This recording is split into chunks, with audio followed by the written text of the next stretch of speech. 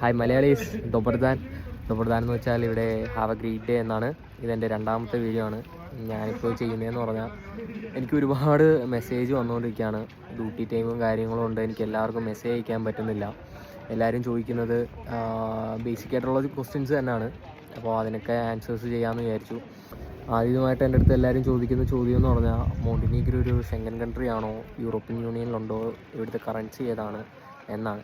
ഇതൊരു ഷെങ്കൻ ട്രീറ്റിയിലുള്ള ഒരു കൺട്രി അല്ല, യൂറോപ്യൻ യൂണിയനിലുമില്ല. പക്ഷേ ഒരു 2028 കൂടി ഷെങ്കനിൽ കയറുമെന്നാണ് ഇവിടെ ഉള്ളവരും പ്രോഗ്രസ് കണ്ടിട്ട് എനിക്ക് തോന്നുന്നത്. ഇവിടുത്തെ മെയിൻ വരുമാനം എന്ന് പറയുമ്പോൾ ഇതൊരു ടൂറിസം ബേസ്ഡ് കൺട്രിയാണ്. ബാക്കി ഇൻഡസ്ട്രിയിലോ പ്രൊഡക്ഷനോ ബാക്കി കാര്യങ്ങളോ ഒന്നുമില്ല. ടൂറിസം തന്നെയാണ് മെയിൻ വരുമാനം. ഇവിടുത്തെ കറൻസി യൂറോ തന്നെയാണ്. അതുകൊണ്ട് മാത്രമാണ് ഞാനിവിടെ എത്തിയത്. അതേപോലെ എല്ലാവരും എന്നോട് ചോദിക്കുന്നത് ഞാൻ എങ്ങനെ ഇവിടെ എത്തിയെന്നാണ്. ഞാൻ എൻ്റെ ഒരു ഫ്രണ്ട് ത്രൂ ആണ് ഞാൻ ഈ കൺട്രിയെക്കുറിച്ച് അറിയുന്നതും ഈ രാജ്യത്തേക്ക് വേണ്ടി അപ്ലൈ ചെയ്യുന്നതും എല്ലാം. ഇവിടെ കൂടുതലും സീസൺ ടൈമിലാണ് ഹയർ ചെയ്യുന്നത്. അതും സീസണൽ വർക്കാണ്. വളരെ തുച്ഛമായ ഹോട്ടലുകളും വളരെ തുച്ഛമായ കമ്പനീസ് മാത്രമേ 1 ഇയർ കോൺട്രാക്റ്റ് ഫോറിനേഴ്സിന് കൊടുക്കുന്നുള്ളൂ. അത് കഴിഞ്ഞാൽ സീസണൽ വർക്ക് കഴിഞ്ഞാൽ തിരിച്ചു പോകേണ്ടി വരും. ഭാഗ്യമുണ്ടെങ്കിൽ മാത്രമേ അവർ ഇവിടെ തന്നെ റിന്യൂ ചെയ്യത്തുള്ളൂ. അല്ലെങ്കിൽ നാട്ടിൽ പോയി ഇവിടുന്ന് ഇൻവിറ്റേഷൻ തരും, നാട്ടിൽ പോയി വീണ്ടും പുതിയ വിസയ്ക്ക് അപ്ലൈ ചെയ്ത് കയറി വരണം. പക്ഷേ അതിലും ഇപ്പം ഒരുപാട് പ്രയാസങ്ങളുണ്ടെന്ന് അറിയുന്നു.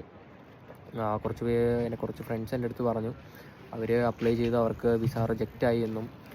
ഇപ്പോൾ നാട്ടിൽ മെയിൻലി VFS ത്രൂ ആക്കിയിട്ടുണ്ട്. നേരത്തെ ഞാൻ വന്ന സമയത്ത് VFSും കാര്യങ്ങളും ഒന്നും ഇല്ലായിരുന്നു. സെർബിയൻ എംബസിയിലായിരുന്നു വിസ സബ്മിഷനും എല്ലാം. ഇപ്പോൾ അടുത്ത ഷെങ്കൻ ആവാൻ പോകുന്നതുകൊണ്ട് ഒരുപാട് മാറ്റങ്ങളാണ് ഈ രാജ്യത്ത് വന്നുകൊണ്ടിരിക്കുന്നത് റൂൾസിൽ. മറ്റ് ഷെങ്കൻ കൺട്രീസിനെ പോലെ അത്ര അടിപൊളിയും അത്രയ്ക്ക് പൈസ ഉണ്ടാക്കാൻ പറ്റുന്ന ഒരു രാജ്യങ്ങളൊന്നുമല്ല. പക്ഷേ ഒരു യൂറോപ്യൻ ലൈഫ് സ്റ്റൈൽ ആഗ്രഹിച്ച് വരുന്നവർക്കും യൂറോപ്പിലൊരു എൻട്രി ആഗ്രഹിച്ച് വരുന്നവർക്കും ഇതൊരു നല്ല രാജ്യം തന്നെയാണ്. അത്യാവശ്യം സാലറി നിങ്ങൾക്ക് കുറച്ച് ക്യാഷ് നിങ്ങൾക്ക് ഉണ്ടാക്കാം. ഇവിടെ ഏത് കമ്പനിയിൽ കയറിയാലും നിങ്ങൾക്ക് അക്കോമഡേഷനും ഫുഡും ഫ്രീ ആയിരിക്കും.